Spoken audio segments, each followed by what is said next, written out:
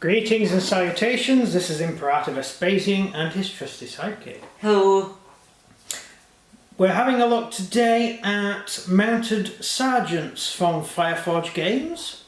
We previously did the Sergeant at Arms, which was kind of a boring one, wasn't it, really? I didn't really have much to say on the subject. That's the problem. Yeah, because there were so few of them, they didn't do anything famous. They were just reliable men that you had next to the king. The guys who never get mentioned in history books. It's like maybe a Sergeant at Arms takes a hit from an enemy or something, and that's all you get mentioned. Protecting the king. Whereas mounted sergeants, they were the core of the army. They were your average regular soldiers. So these are mounted sergeants, and we'll do the opening box first before talking. Why do they have that helmet? That helmet? Yeah. Rain. You had to rain that much? Yeah. Yeah, it was because it used to rain, so the helmet used to gather on the top and go down the back of the rim. That's why the Spanish helmet is that shape. You know, the lobster helmet? It's just to make rain fall off the edges rather than soaking your uniform. Yeah. It's also got another useful thing, as if arrows are flying down, all you do is tip your head forward and the arrows bounce off the helmet. And they can't penetrate any major organ. Yeah, well, let's face it, an arrow isn't going through anything really, is it? So it depends how powerful the arrow is. Yeah, well... especially in a crossbow. A lot of people were hit in the eye, because it's the only way of actually hitting anybody with an arrow. Because if the arrow hits anywhere else, it's not going to do any damage. Which is why quite a few famous people in history were struck in the eye by an arrow. Harold Godwinson. Not only Harold Godwinson, but Harold Hardrada's brother. Oh yeah. And Harold Hardrada's bodyguard. All killed by an arrow shot to the eye. So, funny that, isn't it? Right. This is the Sergeant at Arms box, and I've already actually been in it to have rummage round, so this time I am actually operating from a position of authority. And I would like to mention a few interesting bits. Firstly, these are the figures. In the Sergeant at Arms box, you got small shields, which you can use. But if you're fighting earlier crusades, rather than the latter crusades, you need a large shield. Which is what I mentioned before. Unfortunately, you don't get a large shield in the box of Sergeant at Arms. Which is tedious, because I'm going to have to use spare shields from my crossbowmen to fill them in. So if you're buying this box, you're fine. If you're buying the Sergeant at Arms box, you might want to have some spare infantry knocking around so you can use their shields. If you're doing early crusades, if you're doing, say, Third Crusade, or you're doing Northern Crusades, you're going to need a larger shield on the horse, mainly because sergeants would dismount to fight quite often, and also when you're in combat, you need to defend yourself against incoming arrows. Whereas the small shield, this tiny thing here, that is for fending off sword blows.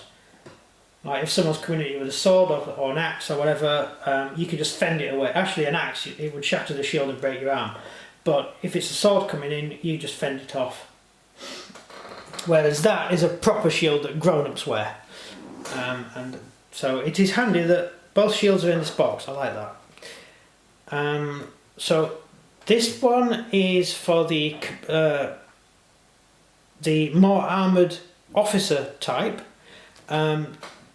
They have the correct length mace, a Morning Star. Sorry, I'm coming down with flu, so if I start making... I think I am. I think Michael gave it me. Oh God. Well, he does. He just sits next to me all the time, snivelling, whining about the election. No, I'm like, I don't care. No, I'm going to get it, and I don't want it, and I don't feel like it's some self-centered. The axe is the correct length. The swords are just about long enough. Remember, if you're using something like an axe or something on the back of a horse or a mace, you need a long handle and you haven't got a huge amount of weight on the end of the weapon. You've got weight, but not too much. If you use a really long sword, then the weight of the sword will shift your body mass out of the saddle and you will fall off. So you need not a short sword, because a short sword can't hit anyone. The Russians, look at the Russians, they had to use axes and stuff because they use short swords as a standard weapon. So they couldn't really use swords on horseback. So the sword is a little bit longer than a short sword, but not too long so it would overbalance the rider when using it. So again, correct, historically accurate. Now the lancers, you can see the lancers here. Wrong lance. Wrong lancers for sergeant's terms. Even when fighting in the Baltic and Russia, where longer lances were used, typically sergeants wouldn't carry the longer lance.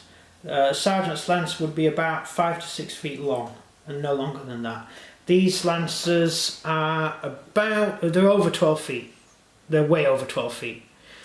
So over 12 feet, no, not sergeants. Sergeants aren't going to carry a lance that long.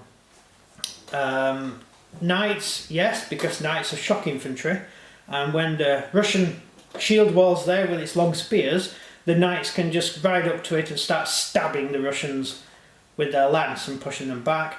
And then these guys would go in afterwards and they would use their 5-foot long spear to stab down at the soldiers who'd already been trampled or the soldiers that were running around. So it's the wrong lance. So you might want to cut them down, or if you use my advice, in the knight's box you get spears. About 5-6 foot long spears, depending on the height of the figures. It's quite hard working out. But those spears are the perfect length for these. So you can swap these lancers for these figures for the infantry spears. They're still in chainmail. If you get the Teutonic box, Teutonic infantry, or the Crusader infantry, the Templars, both have spears with chainmail and they're brilliant for these figures. So what I would do if I were you, if you were doing this, I would swap that lance for one of those, or simply cut this lance down and put the spear a bit further down. Really you want, for this scale, you want about the length of a figure with helmet and then another foot on top, generally. Bear in mind, he's not exactly fully extended, so you're looking at 5 or 6 feet. So the weapons are fine. But the lance is a no-no. It's just the wrong lance. Then you get pendants at the end. You can stick the pendants on the end of the lance, or you can have it as a flag or whatever. As a flag, it's not really much use as a normal flag, but you could use it as a signal flag, or if you're using lances, which you shouldn't with these, but if you are, then the flag goes on the end of the lance in order to balance the lance. I'll explain that in another video. Right. But pikes and lances tended to have bits of cloth or something on the end of it because it creates wind resistance and it enables you to keep your lance held at a charging position. Because if you try and hold a really, really, really long stick with an iron spear on the end, it's just going to hit the ground. You're not going to be able to hold it up. So you need something on the end to catch the wind and give it lift. And that's what these were used for with the long lances, but there you go. I suppose if you use them as French, you could get away with using the long spear, but the long lance, but I'm not really sure. Yeah, so that's those guys. There's another sprue here. So 3 spears of... 3 spears of infantry, and you get 6 shields. So not quite enough shields, but bear in mind some of your men might actually not need a shield, depending on what weapon they're using. So you can get away with doing different things, and also you always have spare shields from your other figures, especially if you make men into crossbowmen and stuff. You're gonna have all the shields from them. So you will end up with lots of spare shields at the end. This is just the same as the others. The horses. Given that that's the same as that, I'll leave that on. The horses, these are the horses. The horses are unbarbed horses, they have no armour on them. Mainly because these troops did not generally fight with the front rank. So you didn't need covers for your horses. It would just make your horse hot. So generally, The horses were unarmoured, so they could move quite quickly. Interestingly enough, the box art shows really shows men-at-arms. To be honest, there are men-at-arms on the box, but that's not what you get in the box. These are just sergeants. So, right, sergeants are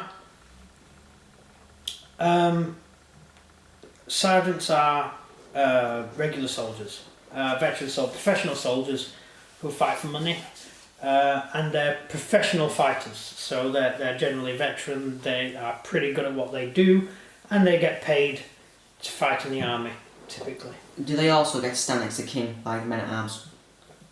Depends which army. If you're French, I'm talking about British. no. British, yes.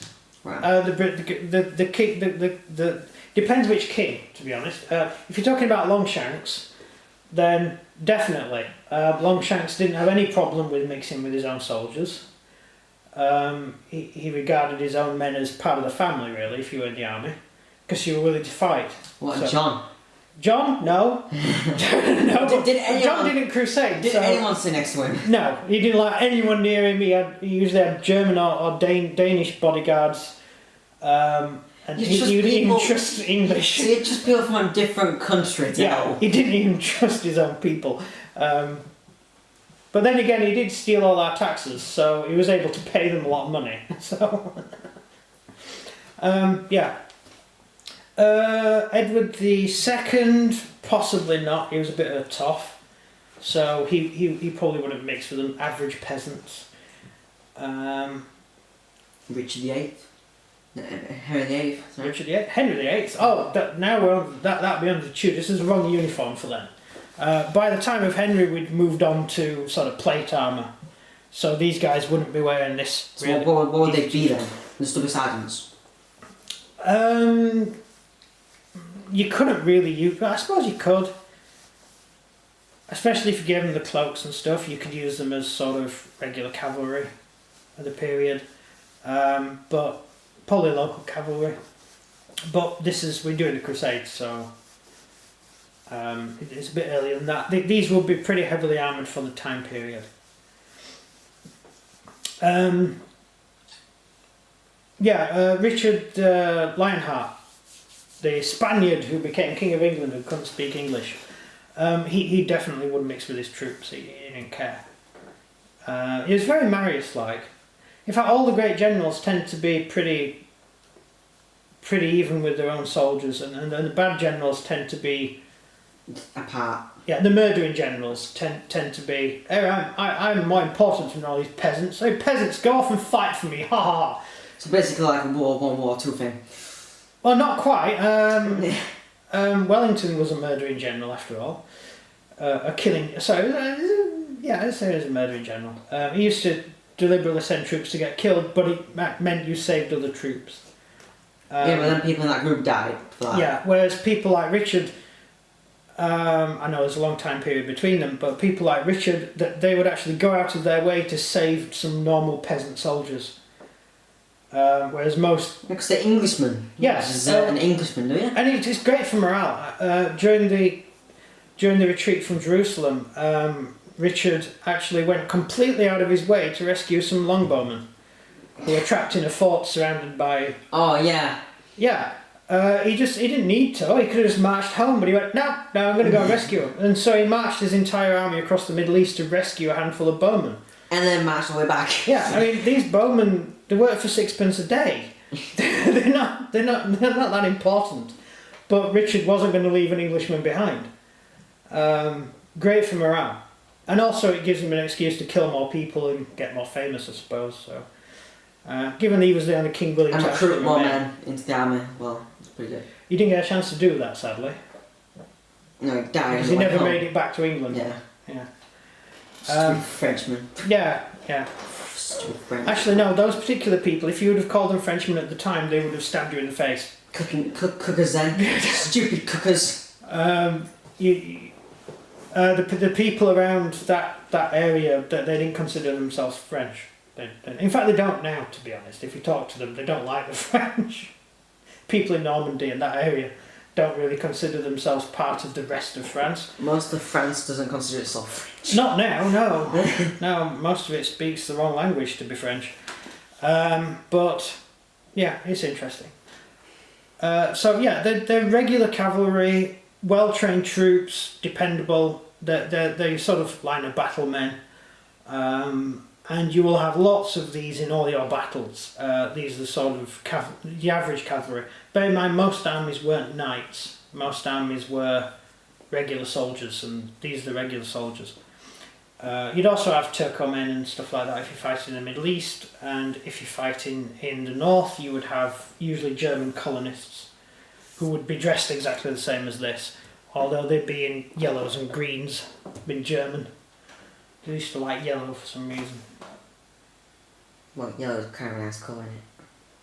Well, it depends. I like red and blue. I know it's confusing doing the Crusades because some of the troops look the same as other troops, and it's a bit confusing. But yeah.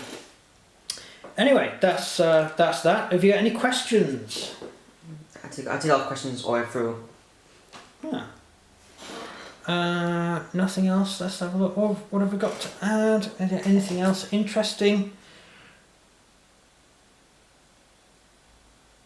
No, I can't really think of anything. No. The cartridge, I have to assemble it.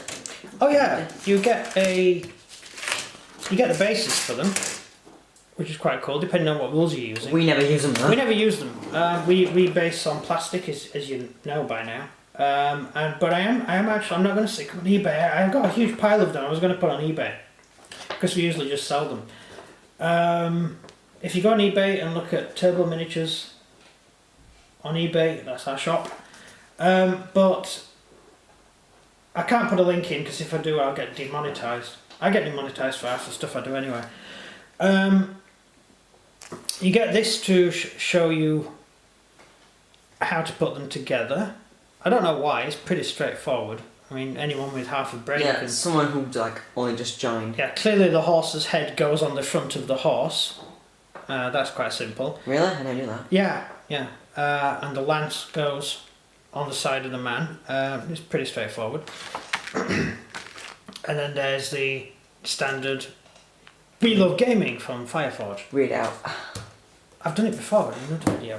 I'm not going to do it in every single video, am I? No, I mean, I said, no, it's a readout. Yeah, basically. They really like what they do, Fireforge, and I really like Fireforge figures. I was asked, actually, whether I thought Fireforge figures were worth it, given how many figures you get compared to Gripping Beast.